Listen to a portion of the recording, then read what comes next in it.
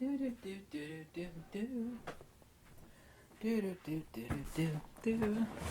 Hey, how you doing there this fine evening?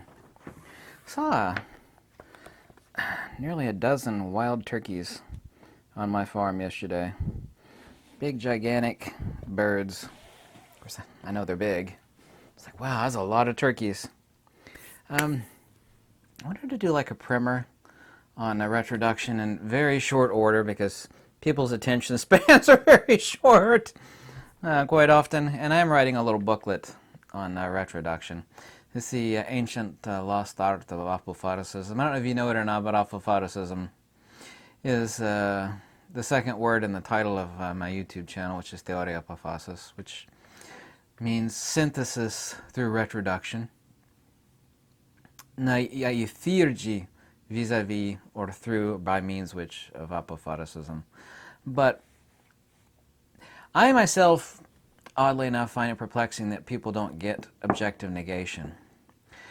And if you think about it a second, you have to think about it. You can't just like listen to this video. You have to think about it in your own time. Like when you're taking a shower or you're laying down like 2 minutes before going to bed, about synthesis or theurgy. And this, of course, is the basis and the means by which transcendence occurs. Complete disobjectification. Now, what would, by implication, complete disobjectification result in, or the end goal of complete disobjectification? The premise of all monistic metaphysics, both Greek and Indian, at their very core, is that suffering is a perpetuation of primordial agnosis, and primordial agnosis is falsely seeing in oneself self. By oneself, I'm referring to the reflexive self, seeing self in what is not self. Or the ancient Pali is referring to anatta as seen as atta, the reflexive self, the psychophysical self, namarupa, or the psychophysical, empirical persona non grata, Bob, Sue, Larry, that thing you actually see in the mirror every morning when you brush your teeth. All negation is directed at objectivity. Yeah? Negation. Apophatism. What would the culmination or the process and the end result be directed at? Objective negation is directed at objectivity. Then what, therefore, is the subject of which objective negation is the end goal thereof? Objective negation is about subjective synthesis. And then, of course, we have to talk about actualization. What is potential is not actual. People all the time ask me in live stream for some really odd reason about free will. Free will is only potential. It's not actual. Yeah. An acorn is genetically identical in its DNA to that of an oak tree. Yeah, this is undeniable. This is how we get oak trees, through acorns, right? Well, one is potential and one is actual. You can't get any lumber out of an acorn. You can't have an oak tree. One is potential, one is actual. Human beings don't have free will. They potentially have free will. Unless it's actualized, talking about free will is meaningless. Talking about having a soul is also completely ludicrous. This is the reason why I debated so-called Buddhists for 25 plus years. They say, well, talk about a soul is not productive, there is no soul. It's like, well, the soul is the ultimate goal and refuge, but talk about the soul, of course, is not the soul.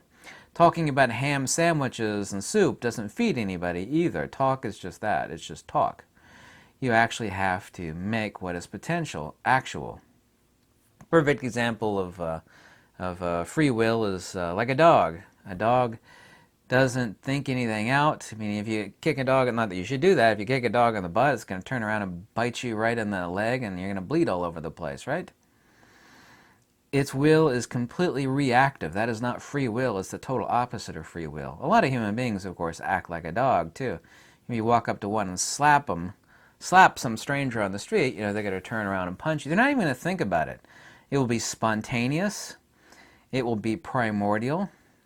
An intelligent person, this is the reason why highly intelligent people, not incredibly wise, but highly intelligent people, are so weak, is that they overprocess everything in their minds and they don't have a fundamental instinct to do what is right. But that doesn't mean they're transcended.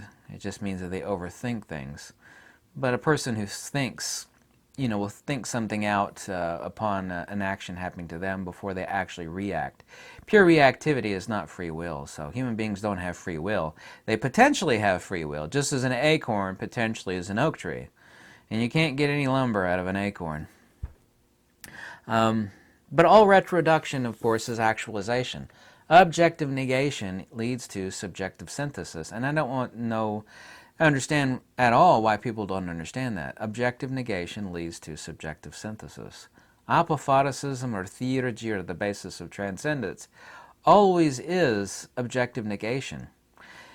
The ancient analogy that's found within the Pali Nikaya, specifically the Majjhima Nikaya, over and over again, it's also too an analogy found in the ancient Greek Platonists and Neoplatonists, is a reference to gold. When people mine gold, and I love, for some odd reason, some of these reality TV shows, watch the gold miners. So, oh, there's gold everywhere. And they might buy or lease a gold mine. It's like, they'll go into a mine and they'll look at that. Just look at all the gold in the walls of the mine. Yeah, but then, of course, they realize they have to put out like $10,000 a week in gasoline, and they have to have mega $1 million machines, and the gold has to be extracted. So that's potentially yours. You might own all that gold on the land that you just bought, but you don't have it yet. It's not actualized. That's like a fool who has a bag full of acorns, who were to walk around telling everybody that he owns a million pounds of high-grade oak lumber. It's like, what are you talking about? It's like, yeah, look, I got a bag full of acorns. That's why you got to plant those. You got to plant those acorns on land that you own, and you have to wait 60, 70 years, which will probably be dead by then, to harvest the lumber. One is potential, and the other one is actual. Actualization of the extraction of the gold, which in all forms of ancient metaphysical writing, specifically the Majjhima Nikaya and also too by the Greeks, speak about extracting the gold out from the mother rock or the host rock. That is a perfect analogy for objective negation. It has to be processed, it has to be refined, right? Then you actually have gold. You have something that's valuable, you have something that's worthy, you have something that everybody wants. Speaking about the soul, of course, talking about having a soul is completely ludicrous, but as nothing has a soul, which implies it is a possession thereof. A radio doesn't have a signal. It tunes a signal. There's no such thing as, this is ridiculous as any human being thinking they have a soul. And then unintelligent people will assume from that's, well, you said nobody has a soul, then you're denying the soul. No, I'm not denying the soul at all. I'm saying that having a soul implies one thing possesses another. A human body doesn't possess a soul any more than a radio possesses a signal, because it doesn't. They're the consubstantiality or the tunement of the other. By the way, water is the antenna, and the radio is the body. Yeah, same thing with a radio. Don't take the analogy too far. But what is potential is not actual. What is potential is not actual. Theurgy is synthesis. I don't know if you know what synthesis is. Specifically, it's self-actualization. I don't mean by reflexive psychophysical self. I'm referring to the actual self. But in speaking about having a soul, it's the same distinction between, talking about acorns and oak trees, or talking about a human body having a soul, or a radio having a signal, which it doesn't. A body doesn't have a soul, and a radio doesn't have a signal. It tunes the signal. So theurgy is synthesis, and synthesis is pure subjectivity, or the greater and greater proximity to same. That is what the basis of theurgy is. Apophaticism is that methodology. It is not empirical mental note-taking. Well, this is not my soul, that is not my soul, which I've talked about endlessly in videos. That's just mere talk. This is the Chinese saying, talk doesn't cook rice. You ever heard that one before? Talk doesn't cook rice. But it can tell you how to cook rice. Talk does serve a purpose. Ancient manuscripts tell. This is the reason why debating these Buddhists for so many decades, they don't get it. They're completely clueless. So here's just words. I was like, yeah, and instructions on how to build a house or something is just instructions. But it's also an expedient means to do it correctly and accurately. Telling someone how to cook rice if they've never cooked rice before is helpful. Talk doesn't cook rice, but it could certainly shave a lot of time off and a lot of false effort, and time is very valuable in life. More precious than gold and money is time. Time is the most precious thing in life. Most important thing of all, of course, is wisdom, but time is a currency of its own. The only reason why anybody would ever want to be rich is not to be rich, it's to have time to do things that they want to do. Not work their butt off, for some mean bleepity bleep, boss so-and-so. Anybody with wisdom doesn't care about money. They care about having the time to do what they want to do in life, to make their lives fulfilled. Giving your time up to somebody else is basically sacrificing your life at the altar of somebody else's whims. The older you get, the more you'll realize that fact. So pure subjectivity is a pure objective expungement. There's a great little word, expunging things. Because objective negation is theurgy. It is synthesis. Apophatisism's goal is pure subjectivity, and not through mental machination, where you're thinking it out. It's not about thinking. It's not about empirical cogitation, like you're doing problem solving in your head on yesterday's homework. There is a metaphysical, a transcendent thread, which, by the way, the word for thread is sutta, the thread of wisdom upon which the pearls of truth are strung. There is a thread of metaphysics that runs through transcendent objective negation, wherein which pure subjectivity manifests greater and greater self-actualization.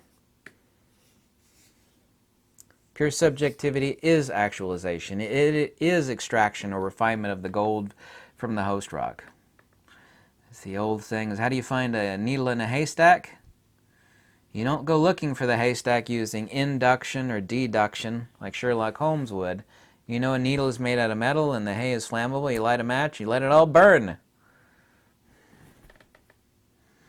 This is also, too, the reason why the word, I will never use the M word because it's the most horrible word ever. It doesn't mean anything.